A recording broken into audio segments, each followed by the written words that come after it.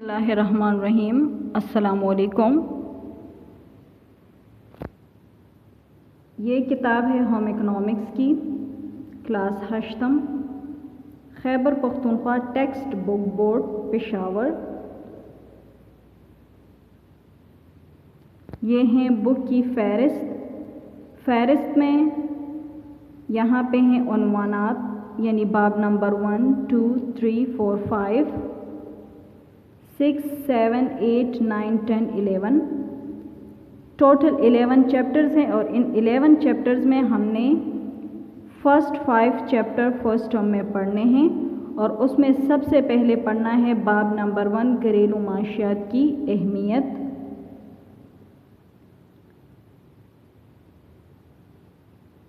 Lecture 1 बाब number 1 हमारे पास है बुक पे घरेलू माशियात की अहमियत यानी स्कोप ऑफ होम इकनॉमिक्स।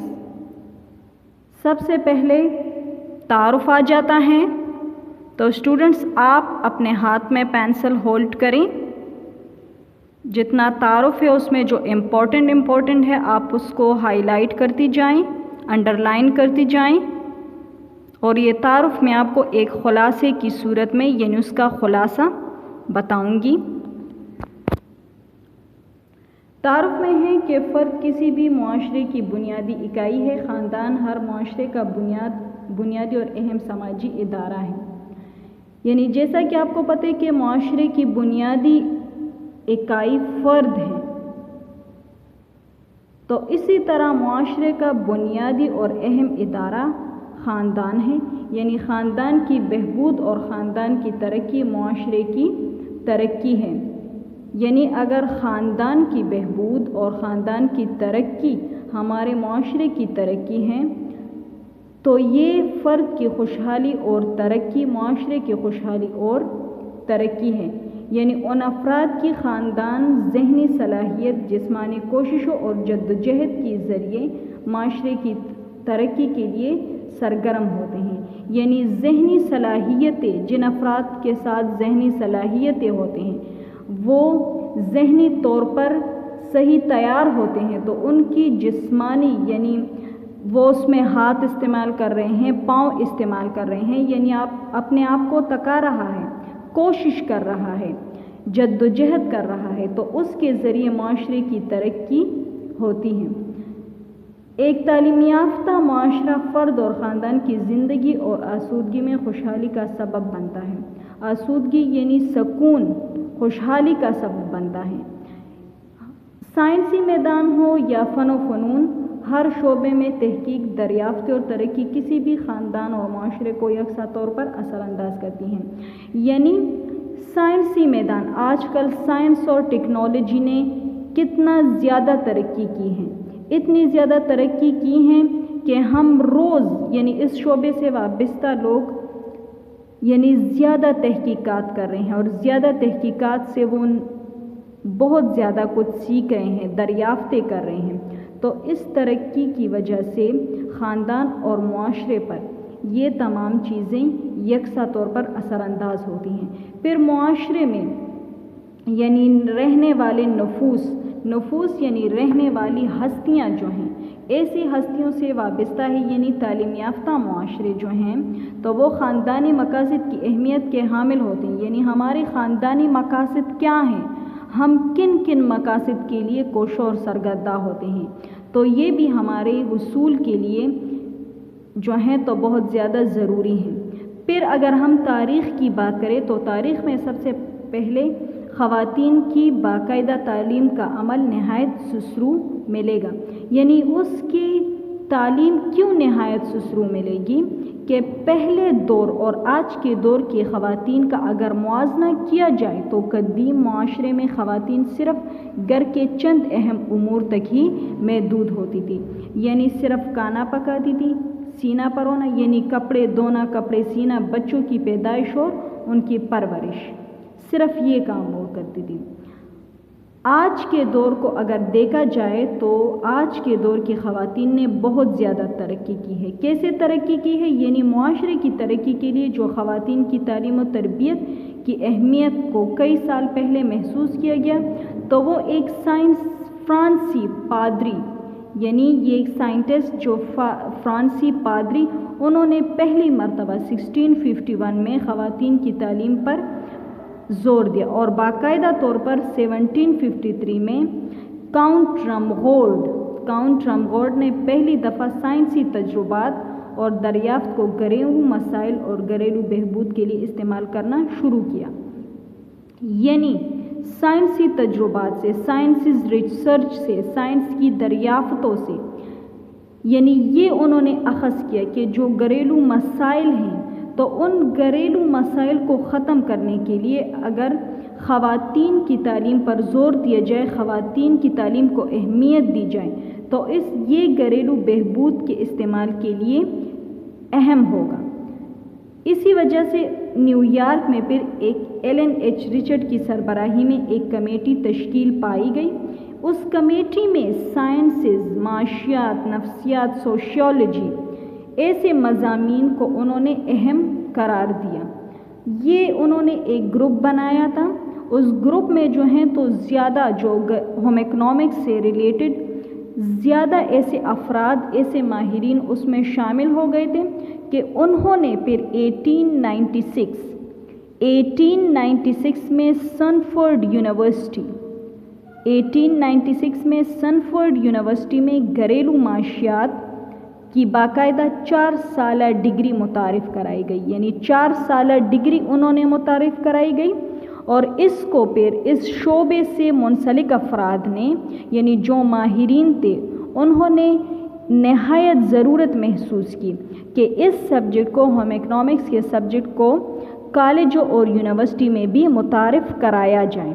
تو اسی طرح 1984 میں ہوم اکنامکس جو ہیں تو وہ معاشرے کا ایک مضبوط اور مستحکم حصہ بن چکا تھا، جس کے ہر شعبے کے ماہرین، یعنی ہر شعبے، چاہے وہ ہر پروفیشن کے ماہرین ہوں، تو معاشرے اور خاندان کی بہبود کی کوشش کے لیے وہ سرگرداں رہیں۔ پھر آ جاتا ہے گھریلو معاشیات کا تعارف کہ مسٹر ریچرڈ نے ہوم اکنامکس کو کن الفاظ میں بیان کیا، یعنی ہوم اکنامکس کا تعارف انہوں نے کیسے کیا۔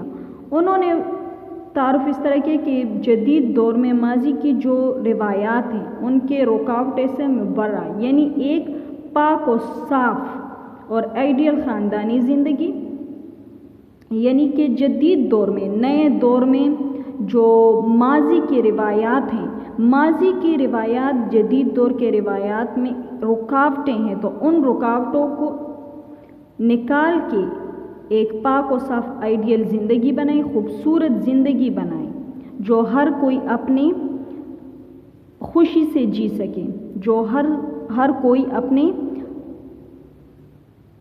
فیملی کے ساتھ، اپنے خاندان کے ساتھ، اپنے طور طریقوں سے اپنی خاندانی زندگی گزارے۔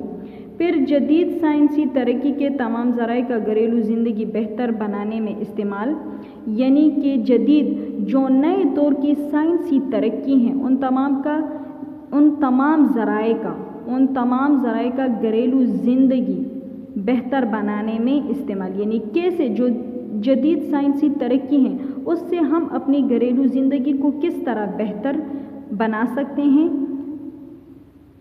پھر ہیں چیزوں کی بہتات، یعنی چیزوں کی زیادتی اور ان کی وجہ سے ہونے والی مشکلات سے پاک گھریلو زندگی، یعنی اگر چیزوں کی بہتات ہو، زیادہ ہو، اس وجہ سے ہونے والی مشکلات سے پاک گھریلو زندگی، ایک پرامن ماحول جہاں افراد، خاندان اور معاشرے کی بہبود جیسے مقاصد کا حصول ممکن ہو، یعنی کہ کیسے افراد اپنے خاندان، اپنے گھریلو زندگی کو معاشرے کی بہبود کے لیے اپنے ماحول کو کیسے پرسکون بنائیں، ان کے مقاصد کی حصول کیسے کریں، یہ مقاصد کیسے ممکن ہوں گے ہمارے لیے۔ پھر آ جاتا ہے ماحولیاتی نظام۔ ماحولیاتی نظام میں کیا ہے؟ ایکو سسٹم، یعنی گھریلو معاشیات کی بنیاد خاندان کا ماحولیاتی نظام ہے، جس سے مراد خاندان کا قدرتی اور مصنوعی ماحول کے مابین مبادل پذیر مطالعہ ہے۔ یعنی مبادل پذیر مطالعہ یعنی ایک چیز کی جگہ دوسری چیز لینا، یعنی جس طرح یہاں پہ کہ گھریلو معاشیات کی بنیاد خاندان کا ماحولیاتی نظام ہے۔ خاندان کا ماحول کیسا ہونا چاہیے، ان کا نظام کیسا ہونا چاہیے، یعنی قدرتی اور مصنوعی ماحول، یعنی ان کا قدرتی ماحول اور مصنوعی ماحول، یعنی اس ایک چیز کی جگہ دوسری لینا، یعنی قدرتی ماحول بنانا اور مصنوعی ماحول، یہ دونوں الگ یا مشترکہ تعلق خاندانی زندگی کے اندرونی فرائض سے متعلق اور دیگر معاشرتی اور سماجی اداروں اور طبی ماحول پر اثر انداز ہونے والے عوامل کا مطالعہ ہے کہ کیسے یہ چیزیں زندگی کے اندرونی فرائض سے متعلق اور دیگر جو ہماری معاشرتی اور سماجی ادارے ہیں، ہمارے معاشرے میں اور سماجی ادارے جو طبی ماحول پر یعنی طب کے ماحول پر کیسے اثر انداز ہوتے ہیں، ان عوامل کا مطالعہ کیسے کرنا ہے۔ گھریلو معاشیات اپنے ہر شعبے سے متعلق افراد کی انتھک محنت اور تحقیق کے علم کے نئے دروازے اور مطالعہ کی نئی راہیں کھولنے سے متعلق فن و سائنس کا نام ہے کہ گھریلو معاشیات کے جتنے بھی شعبے ہیں، ان شعبوں سے متعلق جتنے افراد کی محنت اور کوشش ہیں، ان تحقیق کے علم کے نئے دروازے اور مطالعے کی نئی راہیں کھولنے سے متعلق ہم کیا سیکھ سکتے ہیں، ان تحقیقات سے ہم کیا علم حاصل کر سکتے ہیں، تو ان کے متعلق ہمیں بتاتا ہے۔ یہ شعبہ جو ہے تو مشترکہ علوم کا ایک وسیع مطالعہ ہے، یعنی اس شعبے کے ساتھ باقی علوم کا بھی ایک تعلق ہے جو زندگی کے تمام شعبے ہائے تعلیم کے تصورات پر مبنی ہے۔ یہ شعبہ ان تمام علوم کا باہم ربط ہے، یعنی جتنے بھی علوم ہیں ان کا اس شعبے کے ساتھ تعلق ہے جو خاندان اور بچے غذا اور انسانی غذائیت، یعنی خاندان اور بچے غذا یعنی ان کی خوراک، انسانی غذائیت کے کون سی غذا کے لیے ان کی ضرورت ہوتی ہے، وسائل کی تنظیم یعنی وسائل کو ہم کس طرح آرگنائز کرتے ہیں، اپنے وسائل کی تنظیم کس طرح بنائیں، لباس اور چت و صائباں یعنی گھر اور شیلٹر، ان کے جو عمومی اور خصوصی مقاصد ہیں انہیں حاصل کریں، کیسے حاصل کرنا ہے، یعنی ماحولیاتی نظام کو صحیح بنانے سے۔ ماحولیاتی نظام میں کیا آ جاتا ہے، ماحولیاتی نظام میں ہمارے پاس آ جاتا ہے، یعنی یہ ہمارا ایکو سسٹم ہے، ہمارا ماحولیاتی نظام ہے۔ اس ماحولیاتی نظام میں یعنی پلانٹس آ جاتے ہیں، پودے آ جاتے ہیں، حیوان آ جاتے ہیں، زمین آ جاتی ہیں، پانی آ جاتے ہیں، جانور آ جاتے ہیں، یہ تمام ہمارا ماحول ہے۔ ان تمام چیزوں سے ہمارا ماحول بنتا ہے، چاہے شہر ہیں، انسان ہیں، حیوان ہیں، پانی ہیں، درخت ہیں، جو بھی ہمارے ارد گرد ہیں، انہی چیزوں سے ہمارا ماحول بنتا ہے۔ تو یہ آج ہمارا اتنا ہی ماحولیاتی نظام تک ہمارا فرسٹ لیکچر تھا۔ فرسٹ لیکچر میں ہم نے گھریلو معاشیات ان کا تعارف پڑھا ہے، گھریلو معاشیات کا تعارف ہم نے پڑھا ہے کہ گھریلو معاشیات میں جو ہیں تو فرد کے معاشرے کے ساتھ کیا تعلق ہے، خاندان اور معاشرے کا کیا تعلق ہے، خواتین کے تعلیم کے بارے میں ہمیں بتایا گیا ہے کہ خواتین کی تعلیم کیوں ضروری ہے، خواتین کی تعلیم پر کس نے زور دیا، کون سے سن میں خواتین کی تعلیم متعارف کروائی گئی، کون سے وہ سائنسدان تھے جنہوں نے خواتین کی تعلیم پر زور دیا، یعنی 1651 میں فرانسی پادری نے خواتین کی تعلیم پر زور دیا، اور 1753 میں کاؤنٹ رمفورڈ نے پہلی دفعہ سائنسی تجربات اور دریافت کیے، اور پھر انہوں نے اسے ہوم اکنامکس کو کالج اور یونیورسٹی میں متعارف کرایا۔ پھر ہم نے گھریلو معاشیات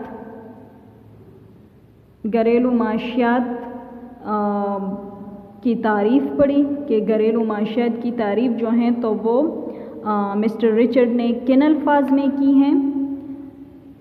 پھر ہم نے ماحولیاتی نظام ماحولیاتی نظام کے بارے میں ہم نے پڑھا کہ ماحولیاتی نظام کیا ہے۔ ماحولیاتی نظام ہمارے خاندان اور معاشرے پر کس طرح اثر انداز ہوتا ہے۔ ہماری زندگی کے جو اندرونی فرائض ہیں، ہم نے جو باہر معاشرے اور سماجی اداروں میں جو طبی ماحول پر بھی اثر انداز ہو جائیں، ان عوامل کا مطالعہ ہم نے کس طرح کرنا ہے۔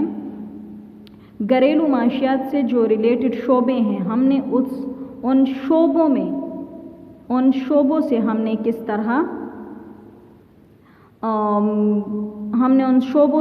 طرح ان شعبوں کا مطالعہ کس طرح کرنا ہے۔ تو یہ آج کا ہمارا لیسن تھا۔ ہم نے آج اتنا ہی